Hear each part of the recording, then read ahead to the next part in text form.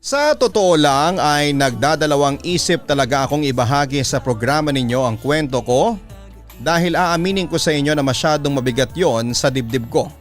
Lalo na kapag naaalala ko ang mga mapapait na pangyayari sa buhay ko noon.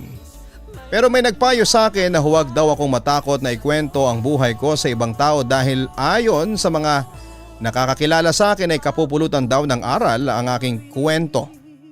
Kaya heto, nagkaroon na rin po ako ng lakas ng loob para ibahagi sa inyo ang kwento ko. Dear Papa Dudut, tawagin mo na lamang ako bilang Luningning at ngayon ay nakatira dito sa Santa Maria, Bulacan. Sa puntong ito ay aaminin ko sa inyo na isa akong dating pokpok o babaeng bayaran. Mananayaw din ako dati sa mga nightclubs at minsan na ring naging torera. Oo Papa Dudut, nagsimula ako bilang isang madumi at walang kahiyahiyang babae. 15 anyos pa lamang ako noong una akong maging prostitute. Pinasok ko ang ganitong larangan dahil na rin sa kagipitan sa pera. Patay na kasi ang mga magulang ko at naninirahan ako sa bahay ng lola ko. Samantala siyam kaming magkakapatid at ako ang pangatlo. Yung pinakamatanda ang kuya ko ay isang callboy na namatay sa HIV/AIDS neto lang 2010. Habang ang pangalawa sa nakatatanda kong kapatid ay isang gun for hire. Pero nahulog sa kamay ng otoridad at walang awang sinalvage noong 2008. Papadudot bilang ako ang natitirang pinakamatanda sa magkakapatid ay ako ang sumalo ng lahat ng responsibilidad sa mga kapatid ko. Naging prosti ako dahil yun lamang ang alam kong paraan para kumita ng malaki dahil walang matinong trabaho akong mapasukan noon. Dahil lamang sa high school undergraduate pa ako. Samantala bilang babaeng bayaran, marami akong nakasiping at nakarelasyong mga lalaki. Sa edad ko ring 17 ay nakatatlong abortion na rin po ako. Pero noong mga panahon na yon ay bato ang puso ko. Hindi ako marunong magmahal. Ngunit isang gabi ay hindi ko po akalaing magaganap noon ang isang pangyayari na siyang magpapabago ng aking buhay. Habang nagpo-pole dancing sa harap ng maraming lalaking naghihiyawan, ay dumating ang mga pulis para magsagawa ng raid. Marami noon ang nahuli at kabilang na ako doon. Halos maiyak ako sa takot at pag-aalala dahil ayokong makulong ng matagal dahil marami ang umaasa noon sa akin. Pero nang dalhin kami sa presinto, isang mabait na pulis ang aking nakilala. "Anong pangalan mo?" tanong niya sa akin habang nagtatype sa kanyang computer. Mukhang ilalagay niya doon ang mga impormasyong makukuha niya sa akin. "Luningning po," sagot ko. Kinakabahan pa rin ako kasi hindi ko alam kung makukulong ako ng matagal o hindi. "Saan ka nakatira? At saka ilang taong ka na?" tanong pa niya sa akin. "Sa Santa Cruz po. 17 years old lang po ako." Tugon ko habang nakatingin sa kamay ng pulis na nagtatype. "Tama ako nang hinalang minor de edad ka pa lang?" wika pa ng pulis. Samantala hindi na ako nakatiis at nagpa siya akong magtanong na sa kanya. "Sir, makukulong po ba ako ng matagal?" "Huwag kang mag-alala, hindi ka namin ikukulong," sagot ng pulis sa akin. "Dinala ka lang namin dito kasi para maimbestigahan. Ang mga ikukulong namin ay yung mga amo ninyo. Kakasuhan namin sila ng child abuse kasi nambubugaw sila ng mga minor de edad na tulad nyo," dagdag pa niya. Sa pagkakataong yon ay nakahinga ako ng maluwag. Unti-unti akong sumulyap sa pulis at nakita kong nakangiti na siya sa akin. Aaminin kong nakaramdam ako kaagad ng paghanga sa kanya dahil sa angkin niyang kakisigan. Hindi naman siya katandaan at may palagay akong kakapasok pa lamang niya bilang pulis. Pero agad din akong natauhan dahil sigurado ako na sa edad niyang yon ay may asawa o girlfriend na siya. At malabo siya na magkagusto sa akin. Teka, matanong ko lang. Bakit ka ba nauwi sa ganitong trabaho? Tanong sa akin ni Mr. Gwapong pulis. Sir, sa totoo lang po ayaw ko po talaga sa trabaho ko kaso kailangan ko lang po talagang kumapit sa patalim kasi ang lola ko po may sakit. Tapos ako po yung nag-aalaga sa 4 kong maliliit na kapatid. Sagot ko sa tanong niya sa akin. Nasaan ang mga magulang mo? Pag-uusisa pa niya. Patay na po sila sir. Si nanay po namatay po sa pulmonya. Si tatay naman po ay sinalvage na ng katulad ninyong mga pulis. Pagkukwento ko. Bakit naman? Tanong pa niya sa akin. Mukhang interesado si Mr. Gwapong pulis sa aking buhay. Kasi po hold-upper po kasi si tatay. Pero may protector po siyang pulis. Kaso po nagkaunsihan po sila kaya hayun po. Kinidnap po nila at pinatay si tatay. Dagdag ko. Medyo nahihiya ako kasi baka ma-offend ang kaharap kong pulis. Ganun ba? Nakakalungkot naman. Ang sabi ng pulis at tila nakikisimpatya siya sa sinapit ng aking pamilya. Luningning, gusto kong sabihin sa iyo na hindi lahat ng pulis ay katulad ng pumatay sa tatay mo. At saka kung ako sa iyo tumigil ka na sa trabaho mong yan. Maghanap ka na ng mas marangal na trabaho. Pumasok ka bilang sales lady o di kaya tindera, pwedeng janitress. Basta kahit anong trabaho basta marangal. Ang payo pa niya sa akin. Salamat po sa payo sir, gagawin ko po ang sinabi ninyo. Ako si Emil. Huwag kang mag-alala, mamayang 7:00 ng umaga pakakawalan ka na namin. At saka luningning, tutulungan din kitang maghanap ng marangal na trabaho. Hindi ako makapaniwala sa aking mga narinig mula sa pulis na si Emil, Papa Dudut. Talaga po? Naku, salamat po kung ganon. Masaya kong sabi. Wala yun, basta gagawin ko ang lahat makatulong lamang sa iyo. Pagpapatuloy pa niya. Papa Dudut, nagsimula ang lahat sa amin ni Emil.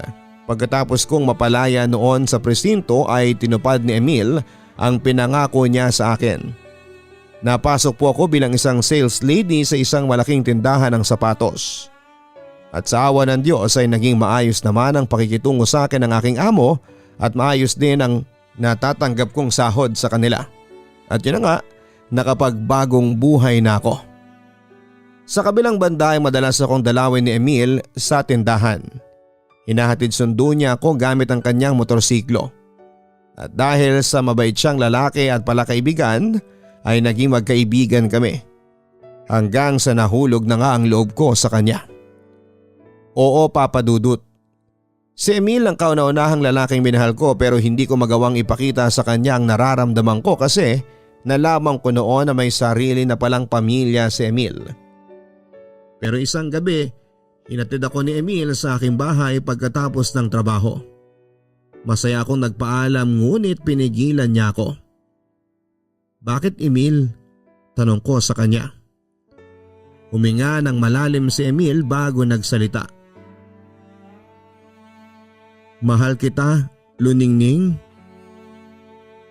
Pero halos wala akong masabi sa mga narinig ko mula sa kanya. Totoong mahal kita at handa akong isakripisyo ang asawa ko para sa iyo. Dagdag pa niya. Nakaramdam ako ng kaunting guilt. Ayaw kong sirain ang pamilya mo, wika ko. Matagal nang sira ang pamilya ko. At saka bago ka pa dumating sa buhay ko ay wala na ang pagmamahal ko sa aking asawa. Luningning, ikaw talagang mahal ko. Kaya nga ginawa ko ang lahat para baguhin ang buhay mo. Aniya. Ayaw ko ng gulo, mahina akong sabi. Bagamat mahal ko si Emil ay pinipigilan ko pa rin ang aking sarili, Papa Dudut. Huwag kang matakot kay Nena. Ako ang bahala sa kanya. Hindi kanya magagalaw. Paniniguro sa akin ni Emil. Luningning, oo maaring may asawa na ako pero pipigilan pa ba natin ang sarili natin samantalang nagmamahala naman tayo? Papa Dudut, noong una ay nag-aalinlangan talaga akong patulan si Emil dahil kahit na babaeng bayaran ako. ay paminsan-minsan ay nakukonsensya rin ako dahil ayaw kong makasira ng pamilya. Pero sadyang agresibo si Emil na maging kami kaya bumigay din ako at nagkaroon kami ng relasyon.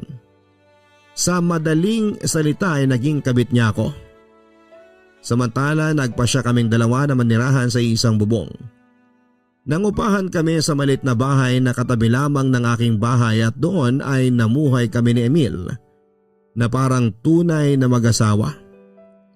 Naramdaman ko naman sa kanya na totoo ang pagmamahal niya sa akin kaya hindi na rin ako nagsisi. Dahil din kay Emil kaya sumaya ang buhay ko na dati ay punong-puno ng kapighatian. At tulad nga ng inaasahan ay maraming tumutol sa relasyon namin ni Emil at isa na roon syempre ang pamilya ng lalaki. Isang araw habang nag-almusal kami ni Emil ay tumawag sa kanyang cellphone si Nena. Kusa na niyang iniloudspeaker yon para marinig ko ang kanilang usapan. Emil, nakikiusap ako sa iyo. Bumalik ka na sa bahay. Mangiyak-ngiyak na wika ng asawa ni Emil sa kabilang linya. Mahal na mahal kita, dagdag pa nito. Bakit ba ang kulit mo, Nena? Ilang beses ko nang sinabi sa iyo na hiwalay na tayo. Ayaw ko nang bumalik sa iyo. Pagmamatigas pa ni Emil. Sa kabilang banda ay nakaramdam ako ng konsensya ng mga oras na yon at aaminin kong labis akong naawa sa babae sa kabilang linya. Hindi na kita mahal, pagpapatuloy ni Emil sa kanyang asawa. Matuto ka nang tanggapin ang katotohanan? Hindi ako papayag na basta-basam na lang akong hiwalayan. Pagmamatigas ni Nena sa kabilang linya. Kung hindi ka babalik sa akin, ededemanda ko kayo ng kabit mo. Pagbabanta pa nito kay Emil. Sige, gawin mo. Hindi ako natatakot, Nena. Paghahamon naman ni Emil. Pero nang mga oras na yon ay kinakabahan ako, Papa Dudut. Baka totohanin ni Nena ang kanyang banta at makulong kaming pareho ni Emil. Pagkatapos ay nakita kong binabana ni Emil ang kanyang cellphone. Alam kong labis din siyang nag-alala kaya lumapit ako at sinubukan ko siyang i-comfort. Huwag kang mag-alala, Luningning. Kahit na anong mangyari, ipaglalaban ko ang pagmamahala natin. Yan ang assurance niya sa akin. Papadudot naging maayos naman ang araw na yon. Naging kampante naman ako dahil naniniwala ako sa assurance na ibinigay ni Emil sa akin. Ngunit kinabukasan ay isang pagsubok ang dumating sa aming relasyon. Hindi namin inaasahan ni Emil na lulusob sa aming bahay ang kanyang ina na galit na galit. Nagsumbong sa akin si Nena na may kinakasama ka raw na babaeng bayaran. Galit na wika ng matanda. Pagkatapos ay tumingin siya sa akin mula ulo hanggang sa paa. Siya ba yung pokpok na pinalit mo sa matinumong asawa? Nakakadiri ka, dagdag pa niya sa anak niya. Inay, huwag niyong bastusin si Luningning. Saway ni Emil sa kanyang ina. Anong wag bastusin? Kabastos-bastos naman yung babaeng yan. Baboy marumi. Abot langit ang natanggap kong panlalait mula sa matanda. Pero nagtimpi pa rin ako bilang respeto na rin kay Emil.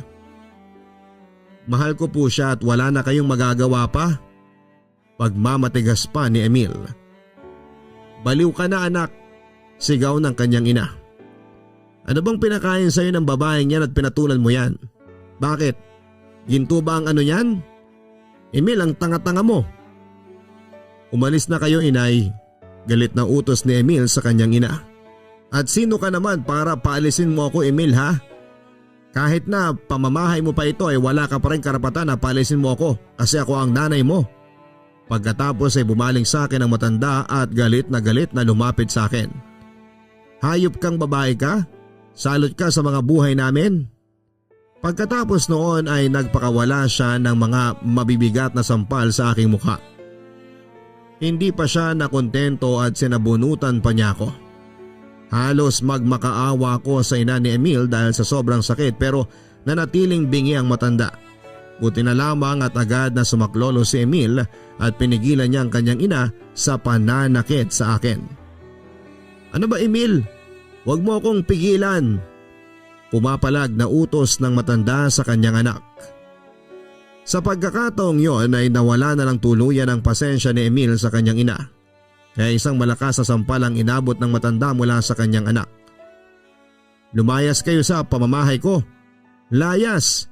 Sigaw pa ni Emil sa kanyang ina. Ang sama mo, Emil? Bakit nagawa mo sa akin to? Anong klase kang anak? Naiiyak ngunit abot langit na galit ng matanda sa kanyang anak. Ngunit nagulat na lamang ako nang bunutin ni Emil ang kanyang baril at tinutok sa kanyang ina. Isang beses pa nasaktan ninyo si Luningning sa harapan ko. Kakalimutan kong nanay ko kayo. Galit na sigaw nito sa kanyang ina. Agad kong pinigilan naman si Emil at niyakap mula sa likuran para maibaba na ang kanyang kamay na may hawak na baril. Sige, alis na ako. Pero ito ang tatandaan mo. Simula sa araw na ito ay tinatakwil na kita bilang anak ko. Sige, magsama kayo ng maruming babaeng yan. Wika ng matanda bago umalis sa aming bahay na umiiyak.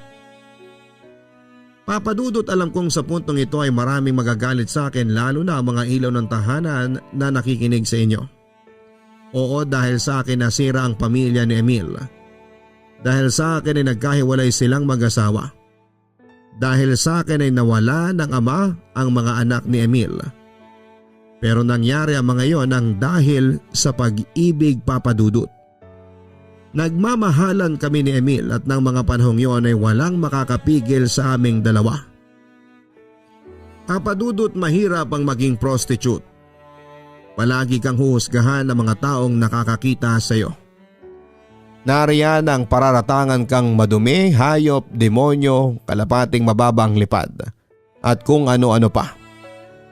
Nariyan din yung minumura ka at sinusumpa ng mga tao tulad ng mga misis ng mga lalaking inakit at pinirahan namin.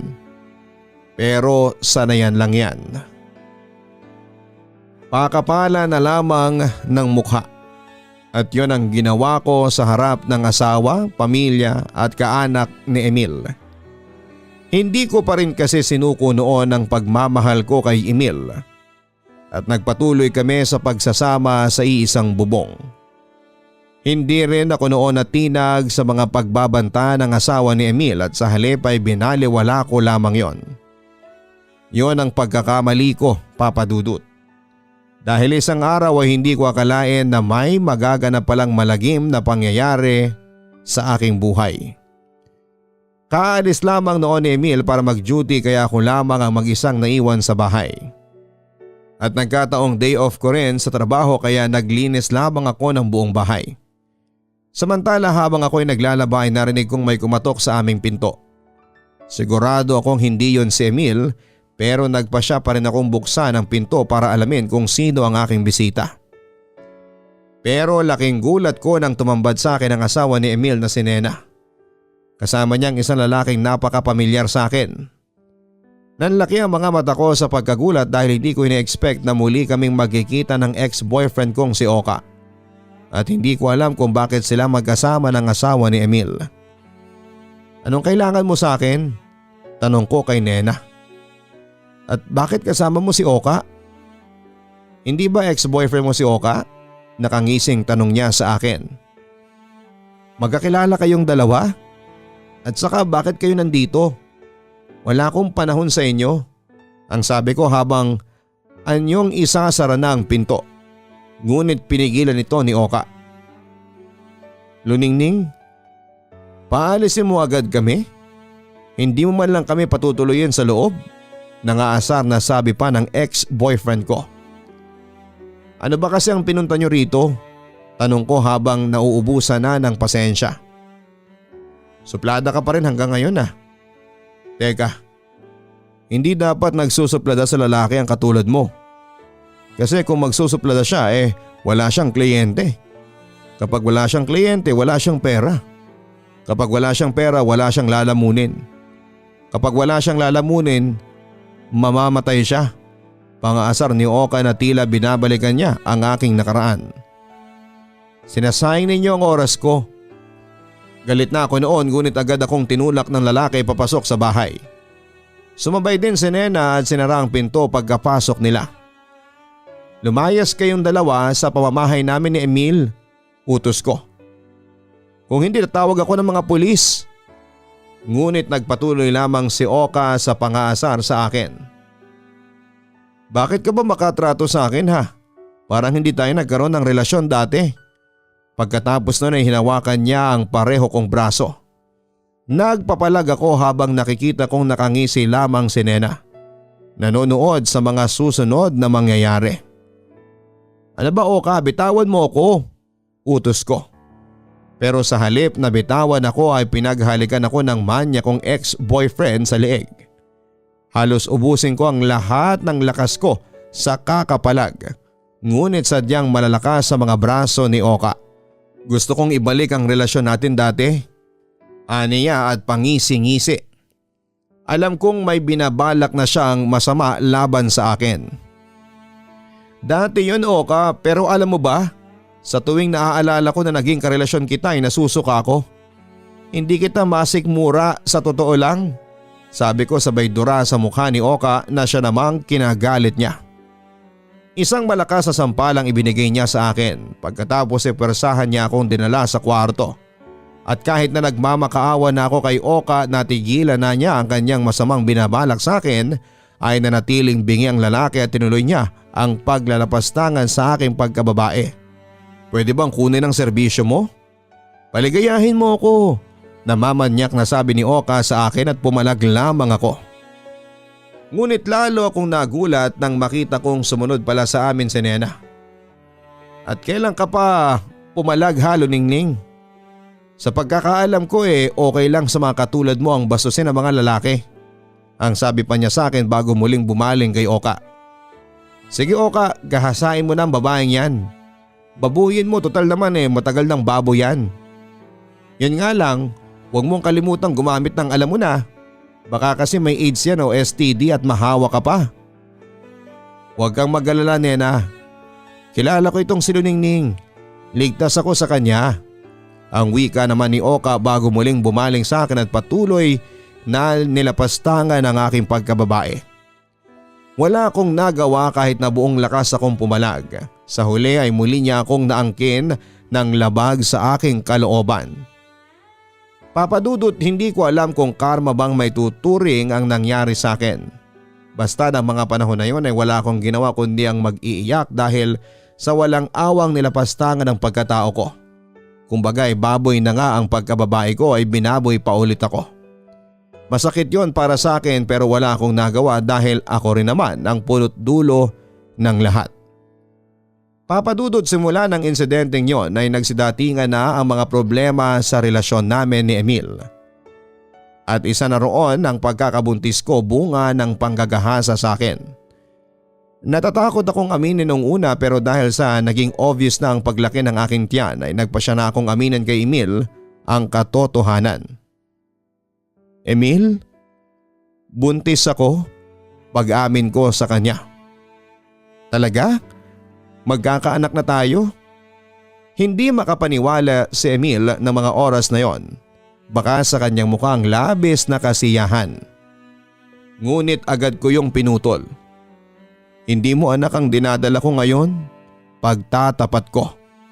Nakita ko sa ekspresyon ni Emil ang labis na pagkalito. Si Oka ang ama nitong pinagbubuntis ko. Ginahasa niya ako. At alam mo kung sino ang may kakagawa nito? Si Nena. Demonyo yung asawa mo Emil. Siyang nagpagahasa sa akin. Pagpapatuloy ko. Nakikita ko na tila may namumuong galit sa mukha ni Emil Papadudut. Hindi ako naniniwala. Hindi magagawa ni Nena na ipagahasa ka kay Oka. Emil, maniwala ka sa akin. Si Nena ang nagdala kay Oka dito sa bahay at siya nagutos na halayin ako. Ang sabi ko kay Emil at kinukumbinsing maniwala siya sa akin. May nakapagsabi sa akin na may relasyon kayong dalawa ng lalaking yon. Wika niya habang nagtitimpi. Ano? At sino naman ang nagsabi sa iyo niyan? Wala kaming relasyon ni Oka. Mamatay man ako ngayon. Pagtatanggi ko. Ngunit tila hindi pa rin kumbinsido ang kinakasama ko na ginahasa ako. Kaya napaiyak na lamang ako. Emil, mahal mo ba talaga ako? Kasi kung mahal mo ako, paniniwalaan mo ko. Ang sabi ko habang umiiyak. Oo, mahal kita. Kaya nga nasasaktan ako ngayon eh. Luningning, nagtiwala ako sa'yo. Naging tapat ako sa'yo. Tinalikuran ko ang asawa ko para sa'yo. Nilapastangan ko ang sarili ko mga magulang para lamang sa'yo. Pagkatapos kong ibigay sa'yo ang lahat ay pagtataksilan mo lang din pala ako. Ang sabi pa ni Emil. Ilang beses ko bang sasabihin sa'yo na hindi ako nagtaksil sa'yo? Ginahasa ako. Bakit ayaw mong maniwala sa akin? Hysterical na ako ng mga oras na yon. Ewan ko, Luningning. Gustuhin ko mang maniwala sa'yo pero hindi ko magagawa. Hindi ko alam kung bakit. Yun ang mga huling salitang binitawan ni Emil ang siyang nagpa-realize sa akin na walang tiwala sa akin ang aking mahal. Siguro iniisip mo na nagtaksil ako sa'yo kasi isa akong prosti. Isang babaeng mababa ang lipad. Oo, dahil sa amin natutokso ang mga lalaki na mangaliwa sa kanilang mga asawa o karelasyon. Dahil sa amin, nauubos ang mga kayamanang naipundar ng padre de pamilya para sa kinabukasan ng mga anak niya. Dahil sa amin kaya lumalaganap ang mga makamundong interes ng bawat lalaki. Pero tulad ng ibang tao, marunong din kaming maging tapat. Marunong din kaming magmahal ng wagas. Marunong din kaming magsakripisyo para sa mga taong mahal namin. Emil, hindi porket prosti ako huhusgahan mo na ako na masamang tao ako. Ngunit nanatili lamang walang imik si Emil sa aking mga sinabi. At yon ang lalong nagpakirot sa aking puso. Kung ayaw mo maniwala sa akin, hindi kita pipilitin. Basta heto lang ang tandaan mo. Malinis ang konsensya ko. Alam ng Diyos kung gaano ako naging tapat sa iyo. Ito ang mahuling sinabi ko sa kanya bago siya tuluyang nakipaghiwalay sa akin. At noong gabing ding yon ay nag-impake ako at umalis sa aming bahay. Hindi man lang ako pinigilan ni Emil at umuwi ako sa dati kong bahay na tinutuluyan at sinalubong ako ng aking pamilya. At doon ay kinuwento ko ang aking naging kasawian sa buhay. Papadudot masakit sa akin ang nangyari pero wala akong magawa noon kundi ang tanggapin na lamang ang katotohanan. Pero bago ko matanggap yon ay walang araw at gabing hindi ako umiyak. Hanggang sa dumating nga ang araw na tuluyan na akong bumigay at isa sa mga nagawa ko noon ay ang pagpapalaglag sa anak ko bunga ng panggagahasa sa akin ng lalaking kinamuhian ko. Pagkatapos noon ay muli akong bumalik sa pagsasayaw at pagbebenta ng laman dahil sa tingin ko yon ang isa sa paraan para makalimutan ko si Emil. Pero nagkamali ako, Papa Dudut. Dahil isang gabi ay nakatakda palang maganap ang isang pangyayaring hindi ko inaasahan. Habang ako ay nagpe-perform sa entablado ng hubotubad ay nagulat ako nang makita ko si Emil na nanggugulo habang papalapit sa akin. Mukhang lasing siya at sinubukang awatin ng mga bouncer at ilang waitress ng kasa. Ngunit biglang binunot ni Emil ang kanyang baril at nagpakilalang pulis kaya umatras ang mga umaawat sa kanya. Pagkatapos ay pumunta siya sa entablado at hinawakan ang aking kamay. Sumama ka na sa akin. Uuwi na tayong dalawa. Utos sa akin ni Emil ngunit pumalag ako at pilit na kumawala sa kanyang pagkakahawak. Pakiusap, Emil. Huwag mong sirain ang kabuhayan ko. Ang sabi ko sa lalaki. Pera? Pera lang bang nagpapaikot sa mundo mo? Ayan ang pera, sa'yo na ang lahat ng yan. Basta sumama ka lang sa akin. Ang sabi ni Emil na walang balak na bitawan ang aking kamay. Luningning, nakikiusap ako sa'yo. Sumama ka na sa akin. Nangangako ako sa'yo na tutulungan kitang magbagong buhay. Lilinisin kita ulit. Luningning, mahal na mahal kita at handa akong gawin ang lahat para bigyan ka ng magandang buhay. Pero sa huli nagdesisyon pa rin ako na huwag nang sumama sa kanya. Walang nagawa si Emil kundi ang tanggapin ang katotohanan at umalis sa aming kasa ng talunan at umiiyak. Hindi ko na rin pinagpatuloy ang pagsasayaw ng hubot-hubad sa entablado at sa halip ay maagang umuwi na lamang sa aking bahay at doon ko iniyak ang lahat. Papadudot kahit na nakipaghiwalay ako kay Emil ay aaminin kong siya pa rin ang aking mahal. Pero hindi ko pwedeng ipilit ang mali. Kaya sinikap kong kalimutan na lamang ang lalaking yon. Samantala ninais ko pa ring makaalis sa bigating dinadanas ko. Nagpa siya akong tumigil ulit sa pagbebenta ng laman at sinubukan ko ulit maghanap ng marangal na trabaho. At sa awa naman ng ating Panginoon ay nakahanap naman ako. Naging factory worker ako sa isang paggawaan ng chicharon at doon na nagsimulang makabangon. Tinulungan na rin ako ng mga kapatid ko na maghanap buhay sa pamamagitan ng pagiging working student. At yun nga papadudot, unti-unti naman kaming nakaluwag sa buhay. Lumipas ang maraming taon, naging masagana naman ang buhay namin. Nakapagtapos din ang pag-aaral ang dalawa kong kapatid. Pagkatapos ay nagtayo kami ng sariling paggawaan ng chicharon dito sa Santa Maria, Bulacan.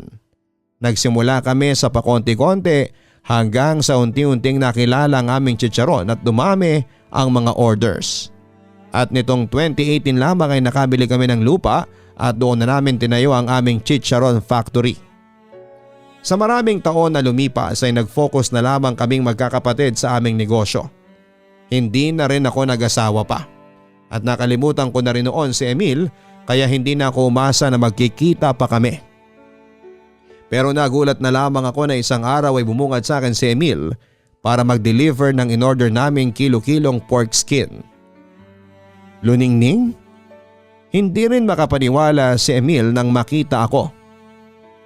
Bakit kasama ka sa nag-deliver ng in-order namin sa supplier? Tanong ko. Ako yung supplier ninyo. Nakangiti niyang tugon sa akin. Ibig sabihin ikaw ang may-ari ng meat shop na kinukuha namin ng pork skin? Hindi pa rin ako makapaniwala noon ang mga oras na yon. Kumusta ka na, Luningning? Matagal din tayong hindi nagkita. Masaya ako at umasenso ka na sa buhay, ang sabi pa niya. Deep inside ay nakaramdam ako ng tuwa sa aming muling pagkikita. Mabait ang Diyos, Emil. Tinulungan niya akong magbagong buhay at eto, sobra-sobra pang ibinigay niyang biyaya sa aming magkakapatid pagkukwento ko. Pagkatapos noon papadudot ay marami pa kaming pinagkwentuhan ni Emil. Isa na doon ay ang pagkakasibak sa kanya bilang pulis dahil na-involve siya sa isang kontrobersya. Kaya naisipan na lamang niyang magnegosyo ng piggery para masuportahan ang kanyang mga anak. Taong 2012 din ay tuluyan nang naghiwalay sila ng kanyang asawang si Nena at 2016 nang mamatay ito sa sakit na cancer. Kaya noong nagkita kami ni Emil ay biyudo na siya. Samantala muli kami nagkaroon ng komunikasyon ni Emil. Noong una ay tungkol lamang sa negosyo ang aming pinag-uusapan. Hanggang sa nauwi ito sa pagkakaibigan at hindi nagtagal ay naramdaman ko na lamang na sa kabila pala ng lahat na nangyari sa amin ay mahal ko pa rin pala siya. Pero hindi ko yon pinapahalata dahil ayaw ko ring magpadalos-dalos ng desisyon. Hanggang sa isang araw ay inaya ako ni Emil na lumabas para mag-dinner at doon ay pinagtapat niya sa akin ang kanyang totoong nararamdaman. Luningning, una sa lahat ay patawarin mo ko kung hindi naging maganda ang kinahinatnan ng pagsasama natin noon dahil hindi ako nagtiwala sa iyo. Alam kong masakit yon sa part mo at kapag naiisip ko yon, nakukonsensya ako at pinagsisisihan ko yon. Nagtiwala dapat ako sa iyo at dapat ay pinagtanggol kita laban sa mga umapi sa iyo. Ang wika ni Emil sa akin. Nakita ko sa mga mata niya na sincere siya. Naramdaman kong pinagsisihan niya ng labis ang ginawa niyang panghuhusga sa akin. Hanggang ngayon, Luningning, mahal pa rin kita. Kung pahihintulutan mo ko, handa akong bumawi sa iyo, dagdag pa ni Emil. Mahal pa rin kita, Emil, pag-amin ko naman sa kanya. Pero ang gusto ko ay pagkatiwalaan mo ko. Huwag mo kong pag-iisipan ng masama dahil kahit kailan, hindi ko magagawang pagtaksila ng isang lalaking mahal ko. Pangako, ibibigay ko ang tiwalang nararapat sa iyo, ang wika pa ni Emil. Sana tanggapin mo ulit ako sa buhay mo. Sa pagkakataong yon, papadudod ay isang desisyon ang aking ginawa na alam kong makakabuti para sa aming dalawa. Emil, tinatanggap na ulit kita sa buhay ko, ang sabi ko. Halos maiyak naman sa tuwa si Emil nang marinig niya ang aking sinabi. At nung araw na yon ay nagmahalan ulit kami ni Emil. At sa pagkakataong yon ay wala ng hadlang dahil pareho namang kaming malaya. Hindi na rin tumutol ang ina niya dahil ang gusto lamang niya ay maging masaya ang kanyang anak. Masaya kaming nagsama ni Emil pero sa pagkakataong yon ay bilang mag-asawa na. March 16, 2019 noong nagpakasal kami at ngayong 2021 ay going strong pa rin ang aming pagsasama. May dalawa na rin kaming anak na babae na pinangalanan naming Rolene at Abigail. Bukod sa ako na rin ang tumayong ina sa mga anak ni Emil kay Nena. Papadudot, masasabi kong masaya na ako sa buhay ko sa ngayon kapiling ang aking mga mahal sa buhay, lalo na si Emil. Pinatawad ko na rin at pinagpasa Diyos yung mga taong nagkasala sa akin tulad nila Nena at Oka.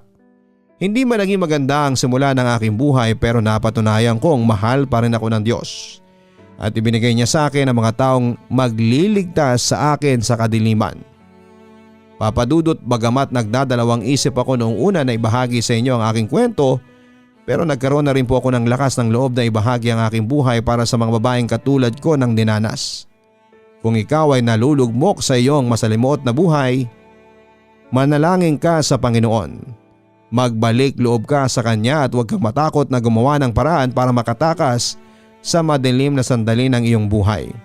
Palagi nating tatandaan na hanggat buhay tayo, may pag-asang naghihintay sa atin. Hanggang dito na lamang ang aking kwento, isang karangalan para sa akin, Papadudot, na may tampok ang aking storya sa iyong programa. Maraming salamat po. Lubos na gumagalang, Luningning. Mga kaibigan, napakinggan po natin ang kwento ni Luningning na punong-puno ng pagsubok sa buhay. Masaklap ang naging simula ng kanyang buhay at dahil sa kahirapan kaya nauwi siya sa trabahong hindi masisikmura ng kahit na sinong babae. Gayunpaman, naging matapang si Luningning na harapin ang mga problema niya sa buhay at masaya tayo dahil nalaman nating nalampasan din niya ang mga yon. Samantala, hindi man naging maganda ang simula ni na Luningning at Emil dahil nag-ibigan sila sa maling panahon at pagkakataon, ngunit narinig naman natin sa kanyang kwento na sinubukan ni Luningning na itama ang pagkakamaling yon at hinayaan na lamang si Emil sa pamilya nito.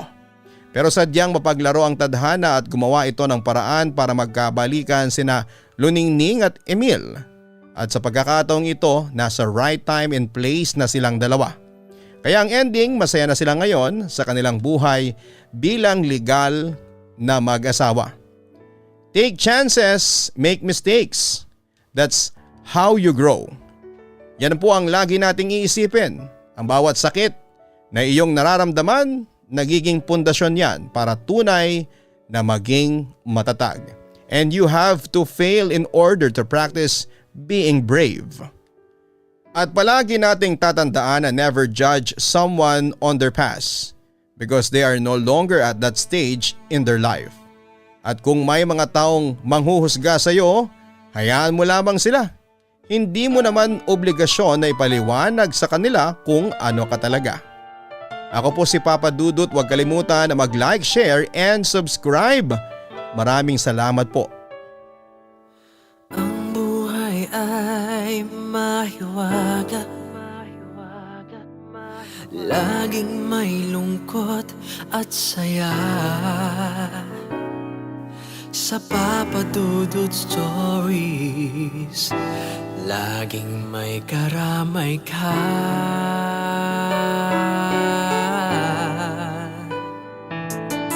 Mga problemang kaibigan, dito ay pakikinggan ka. Sa Papadudot Stories, kami ay iyong kasama. Dito sa Papadudot Stories, ikaw ay hindi nag-iisa.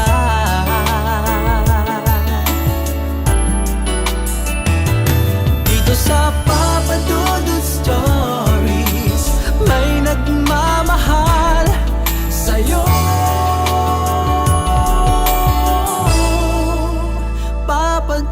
Dudut Stories. Papa Dudut Stories.